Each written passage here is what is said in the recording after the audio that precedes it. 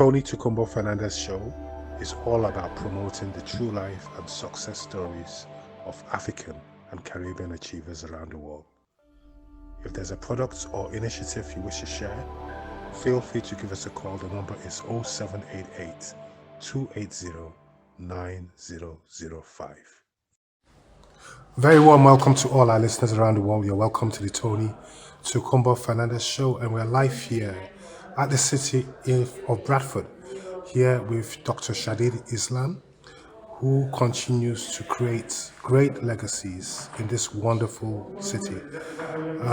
Dr. Islam, you've just organized a wonderful event with the help of media partners and supporters today. Can you tell us a bit about this initiative and what impact it has to the people of Bradford? Yeah, hi Tony, and welcome to our listeners. So thank you for coming today. So we organised an open space event today here in Bradford in a venue called Kala Sangam in the centre of Bradford. And it was all our research partners and colleagues from a longitudinal birth cohort study called Born in Bradford, which has been running for a decade and a half now.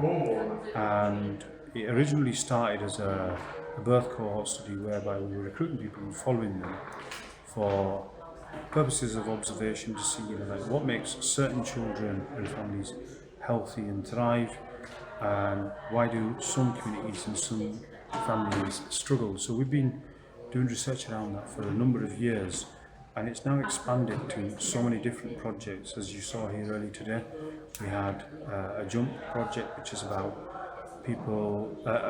working with communities to keep people active and healthy and playing. We had our air quality study here, which was talking about the impact of poor air quality on people's health and well-being.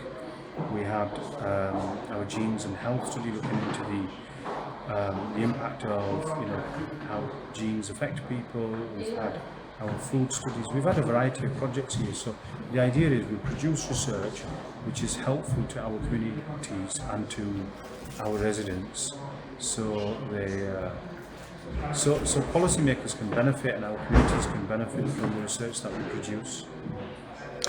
It's been an amazing initiative, and I'm sure this legacy is going to continue in the city of Bradford. Now, how important are events like this in shaping the lives of people here in Bradford and in West Yorkshire? Well, firstly, research is crucial. So research tells us and informs us about what works for whom and why. And it's then crucial for us to share that research with our communities so they know what we found, why we've gone about investigating certain things, and what that means for them and their families and to their society. So it's important for us to put events on so we can share and disseminate these findings. So we want to continue doing that, and we want Bradfordians to engage with that so they can attend and learn about all the magnificent things that we're discovering on a weekly basis. I've met some amazing people in the short 30 minutes I've been here, and it's been really, really impressive. Talk us through some of the media partners and supporters involved in this initiative.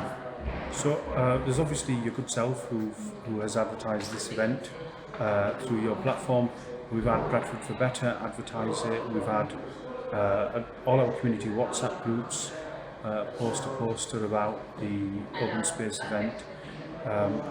We've used a variety of partners to sort of cascade this out to their networks, and so it's really been an in-house project where residents of Bradford have sort of shared the importance of attending this event with other networks that they're already connected to, rather than sort of do it through big media platforms.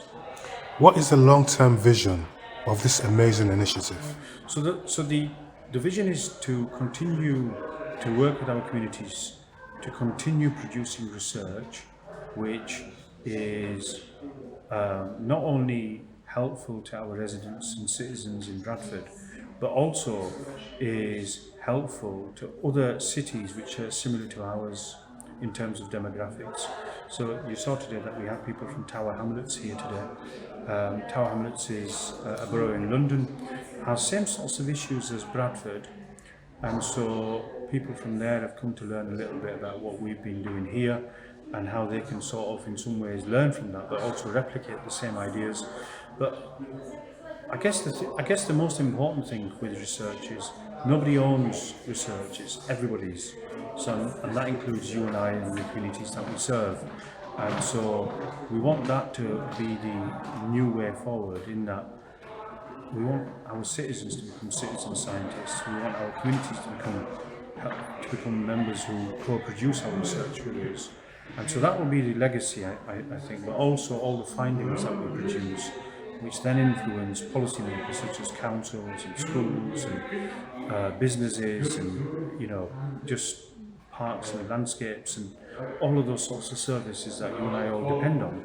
If they're able to benefit from the research that we produce in terms of what works for whom, in terms of evidence, then that's going to be the biggest legacy. But also, how do we create a future of researchers? How do we get ordinary people who don't think that they have a role to play in research to start wanting to do research as citizen scientists? That's going to be, I hope, a new legacy that we can start thinking about creating. Taking into consideration those legacies and those long-term visions, I want you to speak to the people today, not just of the city of Bradford, but also West Yorkshire.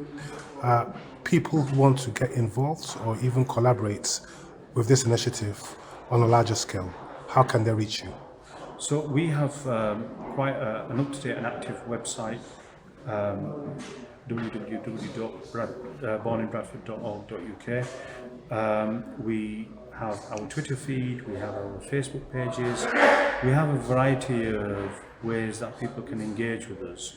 We'll constantly be finding events that we can put on in this city and elsewhere actually, where we can talk about the initiatives that we're involved in.